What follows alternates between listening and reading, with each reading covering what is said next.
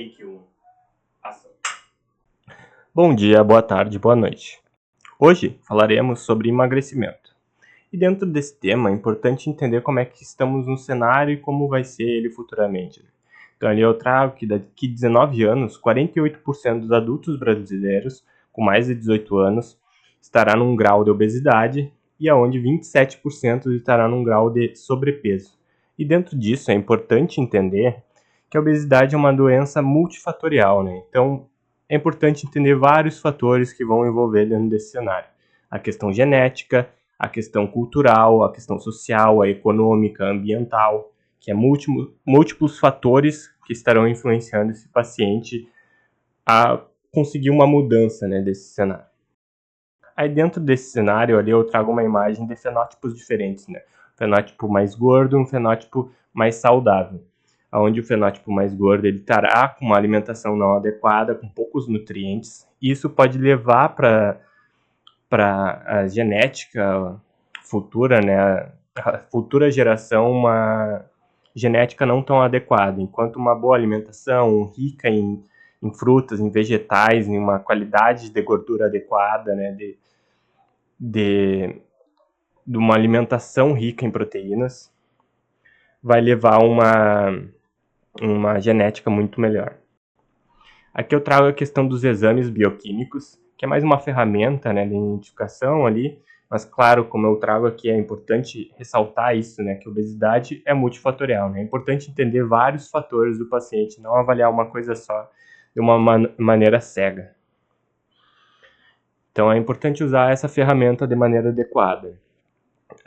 Ela pode trazer ali, né, podemos identificar que talvez a alimentação dele não esteja tão adequada. Ali no número 2 podemos ver talvez que o fígado possa estar dando sinal de uma possível inflamação, né, da alteração de alguns exames.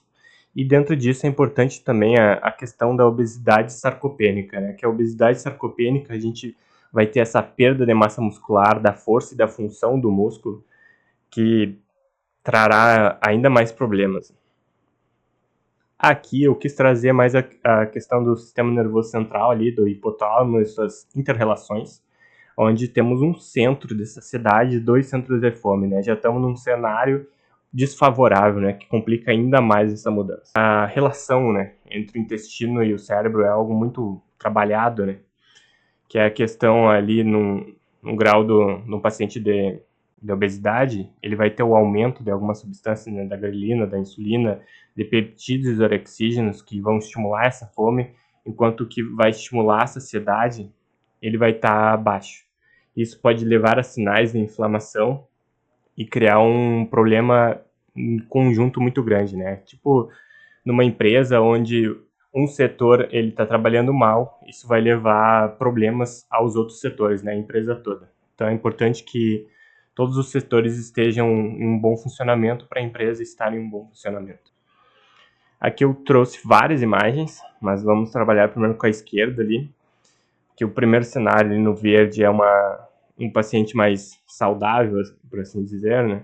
Vai ter menos substâncias inflamatórias e trará ali como a mTOR um aumento, uma síntese proteica melhor, enquanto num paciente não saudável, não tenha uma alimentação tão saudável, que vai levando para um grau de obesidade, ele vai ter o aumento de substâncias inflamatórias e também a perda da mTOR, né, de síntese proteica, que é extremamente preocupante. E ali eu já trago um tabelamento, né, dessa relação do intestino e do músculo, que começará a ter queda, como por exemplo da absorção proteica, o que possivelmente o mecanismo de ação ali, né, pode ter a queda da IGF-1, que é uma substância que trabalha aí com o metabolismo do carboidrato, não estará fazendo esse processo de forma adequada, né, como a produção de ácidos graxos de cadeia curta, né, que são substâncias mais saudáveis, né, como o acetato, o butirato e o propionato. São 3 substâncias aí de cadeia curta, né, são gorduras boas que trarão uma saúde melhor.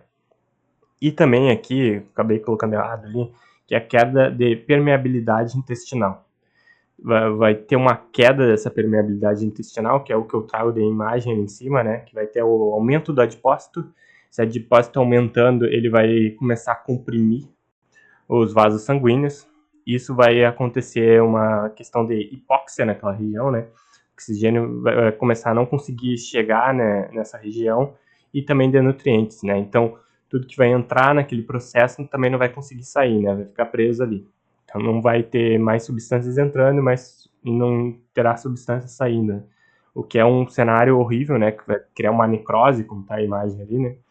E essa necrose vai levar a um processo inflamatório, né? Então, fica presa, criando um cenário cada vez pior, né? E a gente não consegue ter essa queima dessa gordura. E dentro disso também temos uma substância que se chama MCP1, que é uma substância que ela puxa monócitos para dentro dessas células, e esses monócitos eles vão se transformar em macrófagos, e se transformando eles em macrófagos, criaremos um cenário com mais inflamação ainda, vai começar a produzir mais substâncias inflamatórias a fim de tentar resolver aquele problema, mas não vai conseguir resolver, né? Então vai cada vez mais criar um processo de inflamação naquela região. E aqui eu já trago a questão da atividade física entrando para essa mudança de cenário, né? O início do exercício estimula o sistema nervoso central. Esse sistema nervoso central, ele vai estimular, né? O sistema nervoso autônomo vai estimular o eixo hipotálamo, hipófise adrenal, que vai levar a questão das glândulas suprarrenais e a liberação da adrenalina, da liberação do cortisol. Aqui eu trago uma imagem para explicar isso, né? Adrenalina, o GH e o glucagon, trazendo esse cenário, tentando mudar esse cenário, né, para o paciente começar a melhorar, né, ao longo do processo. Então ali eu trago a questão do receptor, né, o receptor estimulando o grupamento enzimático, né, a adenilato ciclase, que vai levar ali ao estímulo da AMP cíclico, né, que vai levar esse processo aqui ao estímulo do ácido graxo, do triacilglicerol, né, estimular esse processo em dois cenários diferentes, né, no adipócito marrom e no adipócito branco, enquanto o marrom vai tentar produzir a energia, levando essa molécula lá para a mitocôndria para a produção de energia, enquanto o tecido adipósito branco vai tentar levar esse cenário para os vasos sanguíneos. Começa a ter essa recuperação do paciente. Aí dentro disso também tem outra questão que ela trabalha ali na produção de energia, que é o músculo esquelético, também esse mesmo cenário do adipósito. Nos primeiros momentos da atividade física, né, ela trabalha porque ela está mais perto da mitocôndria, então é o primeiro processo no qual a gente começa a produzir energia. Então aqui vemos, né, a quebra da gordura, e aqui embaixo vemos também a questão do glicogênio, os dois processos que trabalham nessa produção de energia. Aqui eu trago outra questão, que é a questão da intensidade do exercício físico, a utilização do substrato, né? Quanto mais estimulamos esse cenário mais saudável, né? Essa questão de mais atividades físicas, de uma alimentação mais adequada, mais rica em nutrientes, começamos a utilizar esses substratos de uma maneira mais inteligente, né? Mais eficaz. Outra questão que eu quis trabalhar aqui é a questão de a gente tentar entender a função de cada macronutriente, né? O carboidrato, a proteína e o lipídio, que trazem essa produção de energia. Então, o carboidrato, ele traz essa sua função de fornecer energia a fim de poupar a proteína, né? A proteína que ela traz a questão da construção, da reparação de tecidos. Enquanto o lipídio, ele protege os nossos órgãos, ele ajuda ali na absorção de algumas vitaminas, no nosso controle da temperatura, da nossa imunidade. E algo importante que eu quis trazer aqui, que é o emagrecimento não é uma questão só de déficit calórico, né? É muito mais complexo do que isso, mas muscular é a principal coisa para a gente construir esse emagrecimento, mas não é só isso. Aqui eu trago a ideia de algumas estratégias que são trabalhadas, né? Estratégia 1, a recomendação padrão, segundo a Sociedade Brasileira da Obesidade, aqui é a questão dos macronutrientes. A estratégia 2, que traz essa alimentação mais low carb, mas um carboidrato mais controlado ali. Uma dieta mais rica em proteína, que é algo mais eficaz dentro do emagrecimento, né?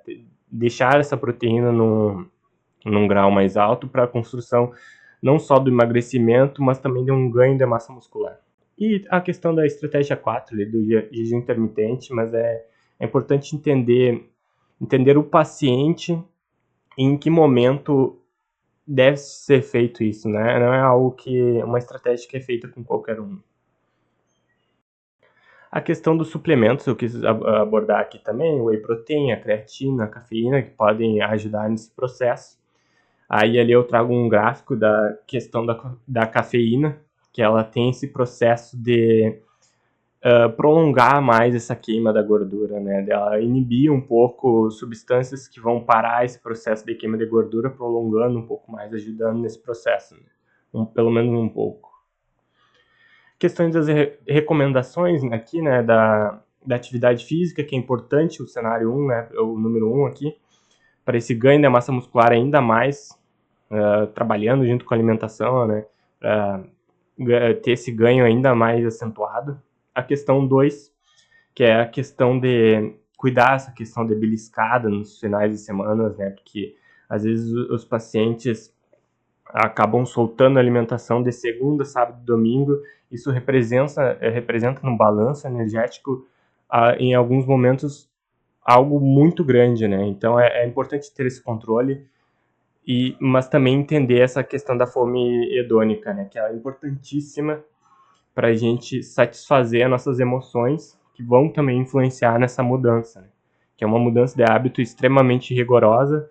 Então, em certos momentos é importante respeitar essa questão da fome hedônica, né? Da nossa vontade de comer determinados alimentos que fazem bem para nossas emoções. E a questão 3, que é a questão de ingerir a água de forma adequada e de um sono de qualidade bom, né? Que vai influenciar também em alguns hormônios, como a leptina e a grelina, aí, que trabalham nesse controle de fome e saciedade. E dentro disso é isso. E aqui, da conclusão de tudo que abordamos aqui, eu quis colocar três coisas importantíssimas. Entender os hábitos dos pacientes, né? E até onde ele está se propondo a essas mudanças.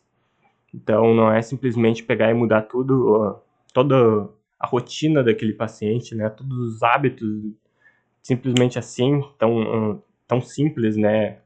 É até onde ele está conseguindo se propor naquele determinado momento e aos pouquinhos melhorando esse cenário.